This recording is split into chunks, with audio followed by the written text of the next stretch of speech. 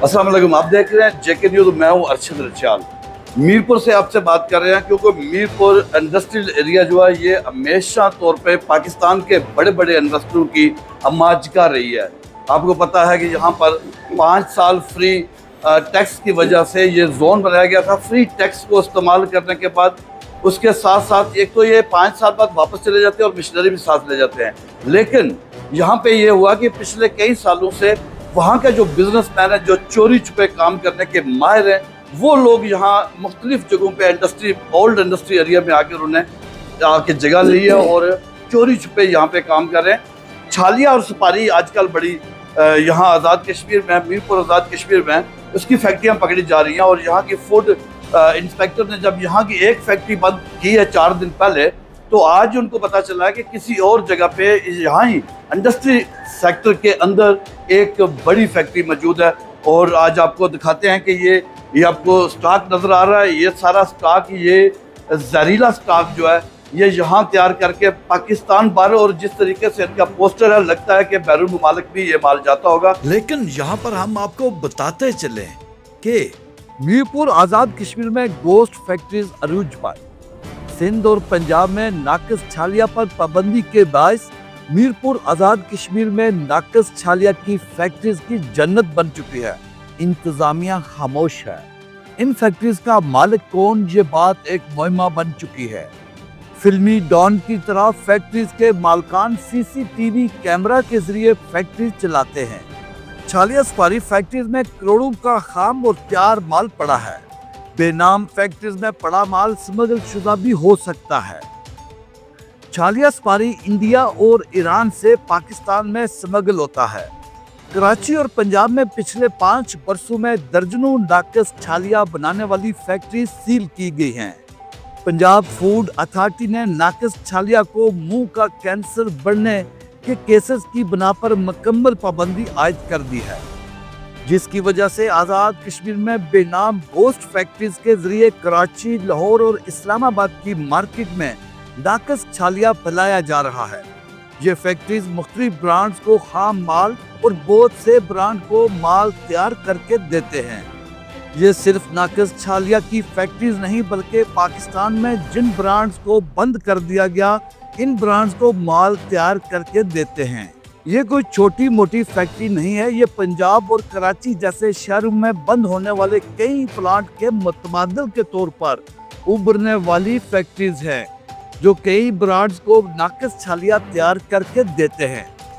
Azad Kashmir food authority को छापे के दौरान खाम माल के गोदाम और फैक्ट्रीज में इस माल की कोई ट्रेसिंग नहीं मिली, जिससे मालूम हो सके कि इस माल की एक्सपायरी डेट क्या है, ये माल स्मगल शुदा है या टैक्स पेड है। ये सिर्फ छालिया फैक्ट्री नहीं, यहाँ जरूरत इस अमर की है कि एक्साइज और टैक्स के अदारे भी फौरन एक्शन लें। ये सारा माल स्मगल भी हो सकता है।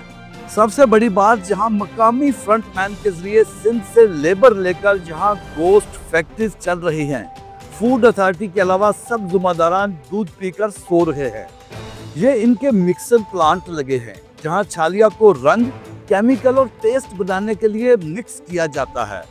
ये करोड़ों का माल मुबैना तौर पर स्मगल शुदा हो सकता है। यहाँ अदारों की बड़ी कार्रवाई की जरूरत है। जहां इस बात का खदशा भी है कि फूड अथॉरिटी ने सील कर दिया, लेकिन इंतजामिया के जागने तक सारा माल कहीं और शिफ्ट किया जा सकता है। किसी ने चेक एंड बैलेंस रखा कि ये स्मगल शुदा या कस्टम पेड है, और क्या ये मियारी है या नहीं, और ये आज़ाद कश्मीर में कैसे इंटर हो गया। अफसोसनाक बात यह है कि जिस आइटम को कराची में ले जाने के लिए बजरी पत्थर के ट्रकों में, टैंकर्स के खुफिया खानों और एम्बुलेंस में छुपाकर स्मगल किया जाता है, वो आइटम बिला किसी परचेजिंग और डेट के ट्रेसिंग टनों के हिसाब से आज़ाद कश्मीर कैसे पहुंच गई, और यहाँ इनको कोई पूछने वाला नहीं। वज़ीर आज़म आज़ाद कश्मीर मुबीना तौर पर स्मगल शुदा माल के धंधे का खुसूसी नोटिस लें, ताकि मुबीना तौर पर स्मगल और जिस आइटम पर पाबंदी आयद हो, ऐसी आइटम का धंधा करने वालों की सरकोबी हो सके। और अगर कुछ ज़रूरी है तो पूरे SOPs के मुताबिक एक्साइज और टैक्सेशन के निज़ाम से गुजारा जाए, ताकि इसका फ़ायदा इस खित्ते को भी पहुंच सके। न कि सिर्फ पंजाब और कराची से भागे हुए कारोबारियों के लिए सहूलतकारी की जाए। यहाँ मीरपुर पोर्ट का अफ्ताह हुआ था, लेकिन इसका क्या मैकेनिज्म है यहाँ का मकामी बिजनेसमैन नहीं जानता। आप स्क्रीन पर देख सकते हैं कि पाकिस्तान के अंदर कैसे छापे मारे जाते हैं। ये खबर देखिए, बलूचिस्तान से कराची को टैंकर्स के जरिए पानी के सप्लाई की आड़ में स्मगलर माफिया ने छालिया की स्मगलिंग शुरू कर दी। जिला गरबी पुलिस ने खुफिया इत्तला मिलने पर कार्रवाई करके वाटर टैंकर से 20,850 किलोग्राम छालिया बरामद कर लिया। ये दूसरी खबर देखिए, पाकिस्तान कस्टम एनफोर्समेंट ने इंसदाद स्मगलिंग मुहिम के छापे मारकर कराची के इलाके लांडी के गोदाम से छालिया समेत दीगर अशिया बरामद कर ली। अब देखिए, जिन चीज़ों के लिए इतनी बड़ी स्मगलिंग की जाती है, ऐसे तरीके अपनाए जाते हैं, वो चीज़ वो आइटम किस तरीके से आज़ाद कश्मीर में इंटर होकर आराम से काम कर रहे हैं। ये गंदे तब केमिकल मिक्स करने के लिए इस्तेमाल होते हैं, सफाई का ख्याल तो दूर। फूड अथॉरिटी के मुताबिक ये सारा मटेरियल ही मुज़र सेहत है। कोई बैच नंबर नहीं है, कोई एक्सपायरी नहीं है, अब आया क्या बताएंगे। हम पूछते हैं फूड कंट्रोलर जो है उनसे पूछते हैं कि आपने किस बना पर यहाँ पर आके छापा मारा है। अस्सलाम वालेकुम जी। जी बिस्मिल्लाहिर्रहमानिर्रहीम, बहुत शुक्रिया। मैं district food controller food safety officer Mirpur Imtiaz से लाल मेरा नाम है। अच्छा, कुछ दिन कबल बल्कि 3 से 4 दिन पहले हमने एक सपारी छालिया की industry new industrial estate opposite PSO pump seal की थी। पब्लिक कंप्लेंट्स के ऊपर है नहीं, हमारी अपनी भी लोकल विजिलेंस रहती है कि कौन सा फूड बिजनेस ऑपरेटर कहाँ पे ऑपरेट कर रहा है। तो अब हमारे रडार पे छालिया की एक थी, पब्लिक कंप्लेंट के ऊपर हमें बताया गया कि सिर्फ वही एक इंडस्ट्री नहीं है, बल्कि आपके करीब तरीन आपके मिल्स के करीब भी एक इंडस्ट्री लाई कर रही है। तो खैर, मैं और हमारे जो डिवीजनल एनालिस्ट हैं, हमारे डिवीजनल फूड सेफ्टी ऑफिसर हैं सर एजाज साहब, इनकी सरबराही में हमारी टीम यहाँ पे पहुँची है। तो हमने देखा ऐसी ही एक बेनामी सी फैक्ट्री है ये, जिस तरह वो थी। आपने देखा होगा जब गेट से आप एंटर हुए होंगे तो इसका कोई नाम नहीं है इस फैक्ट्री का। जब हम एंटर हुए और डिफरेंट इसके सेक्शंस का हमने मुआयना किया तो वहाँ इंतहाई नागुफ्तादेह हालत पाई गई। इसके अंदर जो इम्पोर्टेंट चीज़ें हैं, अगर हम इसको शॉर्टली मैं इसको बयान करूँ तो जितना भी रॉ मटेरियल है यहाँ पे वो नॉन ट्रेसेबल है। जो इसके अंदर एडिटिव या प्रिजर्वेटिव यूज़ हो रहे हैं उनकी कोई ट्रेसेबिलिटी नहीं है कि किस कंपनी ने उनको बनाया है, इनकी मैन्युफैक्चरिंग डेट क्या है और ये एक्सपायर किस डेट को हो रहे हैं, ये कहाँ से आए हैं। और बाकी जितना भी रॉ मटेरियल है वो सारा नॉन ट्रेसेबल है। इनके दफ्तर की आपने हालत देख ली, सारी सेक्शंस की ये कवरेज आपने की है वो क्लिप्स के अंदर। तो इंतहाई नागुफ्तादेह हालत और सवियर अनहाइजीनिक कंडीशन है। किसी भी फूड स्टफ़ को इस इन्वायरमेंट के अंदर कतई तौर पे जो है तैयार नहीं किया जा सकता। ये फूड सेफ्टी हैज़र्ड्स कंसर्न है, यानी इंसानी ज़िंदगी को इससे ख़तरात ला के फिर हमने ऐसे केमिकल्स पकड़े हैं जिसके ऊपर कोई ट्रेसेबिलिटी नहीं, क्या चीज़ है, इनको अपनी रेसिपी का नहीं पता कि कौन सी चीज़ किस अमाउंट के अंदर डालनी है। और जो केमिकल्स डाले जाते हैं, केमिकल्स की एडिशन की जाती है या प्रिजर्वेटिव की, तो उनकी एक परमिसिबल लिमिट होती है। जब वो चीज़ें लिमिट से एक्सीड कर जाती हैं या ज़्यादा होती हैं तो वो कार्सिनोजेनिक होती हैं, कैंसर का एक थ्रेट होता है। तो यानी ये उसी इंडस्ट्री की एक कड़ी है। ये माल यहाँ पे तैयार करते हैं और वहाँ पे लेके इसकी पैकिंग करते थे। जब इनकी हम पैकेजिंग मटेरियल हमने देखा तो उसके ऊपर लेबलिंग रूल्स के साथ कोई कंप्लाइंस नहीं है। ये वो चीज़ें हैं जो लेबल के ऊपर मेंशन होनी चाहिए। ये फैक्ट्री एग्जिस्ट कहाँ पे कर रही है, कोई एड्रेस नहीं लिखा हुआ, इसके अंदर डाला गया है कोई नहीं लिखा हुआ, बल्कि एक नॉन न्यूट्रिटिव स्वीटनर की बात की हुई है कि वो डाल रहे हैं, वो रेगुलेशन के अंदर उसकी परमिशन ही नहीं है, वो यूज़ करेंगे नहीं। बैंड किस्म का या नॉन परमिसिबल इंग्रेडिएंट इसके अंदर यूज़ हुआ है। तो अब ये मैंने बाकी के सिलेंडर्स वगैरह भी पड़े हुए हैं। अगर सेफ्टी कंसर्न उन चीज़ों के ऊपर जाऊँ तो ये हाई हीट है, यहाँ पे गैस की लीकेज हो रही है। तो जो लेबर यहाँ पे मौजूद है, एक तो उसकी नागुफ्तादेह हालत, उसकी राइश की आपने सारी वो क्लिप्स के अंदर देख ली है। दूसरा, इनकी लाइफ पे एक तो ये सपारी ये छालिया इस्तेमाल करने वाले की ज़िंदगी को तो ख़तरात लाख हैं ये, लेकिन जो लेबर यहाँ पे काम कर रही है उसको भी मैं महफूज नहीं समझता। तो ये सवियर्स हमारे एजे के फूड अथॉरिटी एक्ट की और हमारे पेयर फूड रेगुलेशन की वायलेशन है, जिसपे हमारे जनाब डिवीजनल ऑफिसर साहब मौजूद हैं।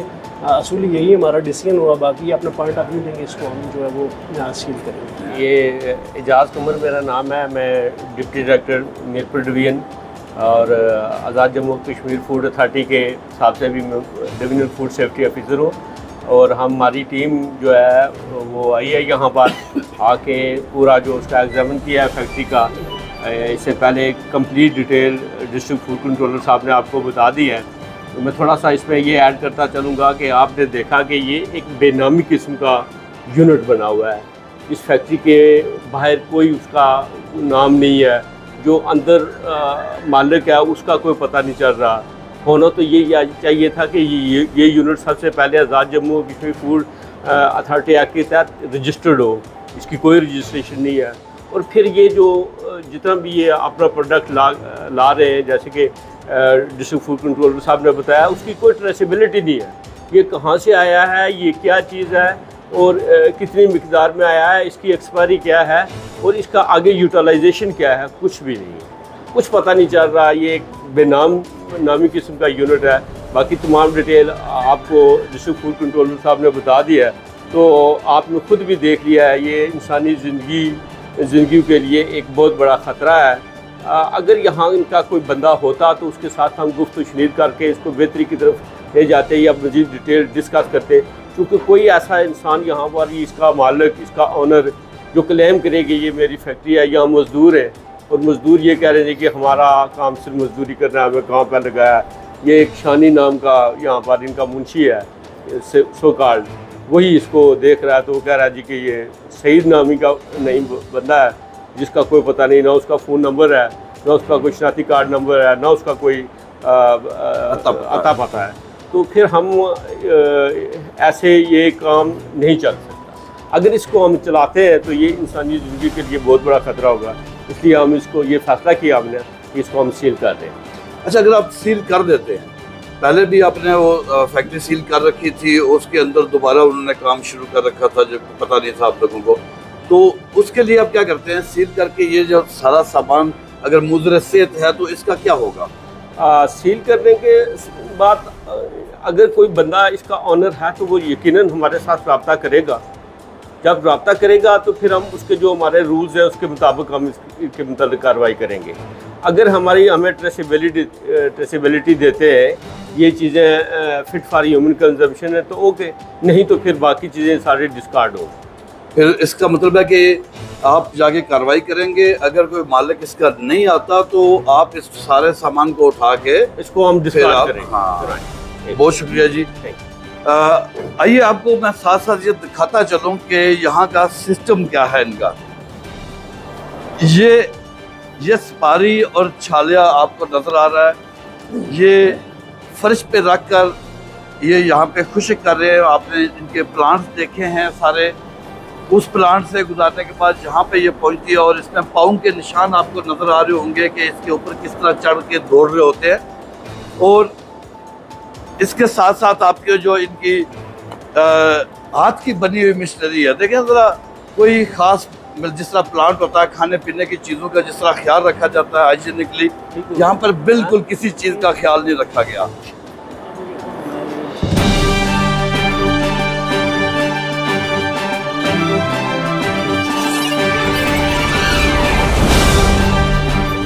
जी नाज़रीन, देखा आपने कि इस वक्त फूड कंट्रोल अथॉरिटी ने ये फैक्ट्री सील कर दी है। और इस फैक्ट्री में आपको ये बताता चलूँ कि बड़ी मुश्किल से एक सईद नामी एक शख्स मिला जिसने कहा कि मैं इसका ओनर हूँ, जबकि ओनर नहीं हो।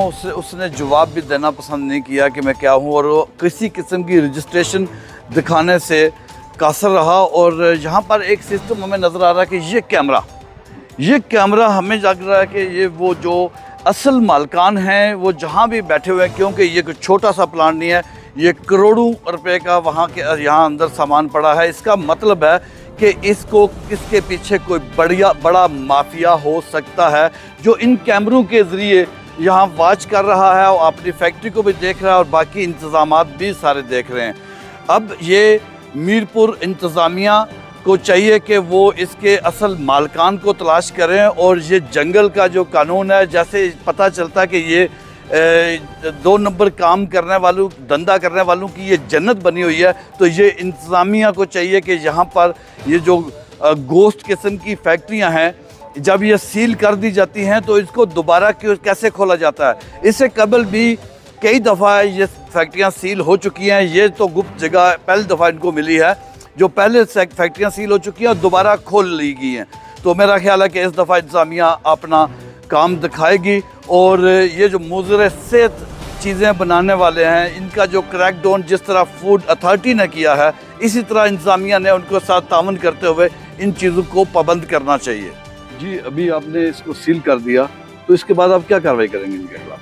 जी, हमने इसको सील किया, अब इसके सीलिंग ऑर्डर जारी करेंगे। जो जो दफ़ात जिनकी इन्होंने फूड एक्ट की वायलेशन की है वो दफ़ात लगेंगे। उसके बाद हम जो ये मालिक बिहेव नहीं कर रहे, जो सो कॉल्ड मालिक हैं, और मुझे सस्पेक्टेडली ये कहानी ये लगती है कि ये खुद इसके ऑनर नहीं है, इसके पीछे एक कहानी है जो शायद कि ऑनर और है। क्योंकि यहाँ पे भी देखा है एक रवैया उनका देखा और दूसरा यहाँ पे भाग गया। अगर उनका कारोबार होता तो फिर किसी हद तक वो कोशिश करते चले, तावन करते हमारे साथ, तो वो निकल गए। तो हम कोशिश करेंगे कि इनके खिलाफ जो है ना FIR दें और ट्रेस करें इसका एक्चुअल जो है वो मालिक कौन है। जी, बहुत बहुत शुक्रिया। आपने देखा जी कि यहाँ पे इन अब इस वक्त फैक्ट्री सील कर दी है बाकायदा, और इनका कहना भी यही है कि ये इसका जो मालिक है वो यहाँ पे मौजूद नहीं है। ये जो इनने कैमरे लगाए हुए हैं, इन कैमरों की मदद से मालिकान जहाँ कहीं भी हैं वो बैठकर इसको सारे तमाशे को देख रहे हैं, और उनका ख्याल ये है कि हम इसे देख रहे हैं, लेकिन यहाँ पे मज़दूर कहाँ जाएंगे, क्या होगा, यहाँ पे इनका कोई पुरसान हाल नहीं है, मज़दूरों के साथ भी कोई बंदा यहाँ पे खड़ा नहीं है। और इतने बड़े शहर में इतनी बड़ी फैक्ट्री और उसका कोई मालिक नहीं है। अब ये चैन ढूंढने की ज़रूरत है कि ये इतना बड़ा कारोबार का धंधा जो है ये कौन कर रहा है। आप देख रहे थे JK न्यूज़।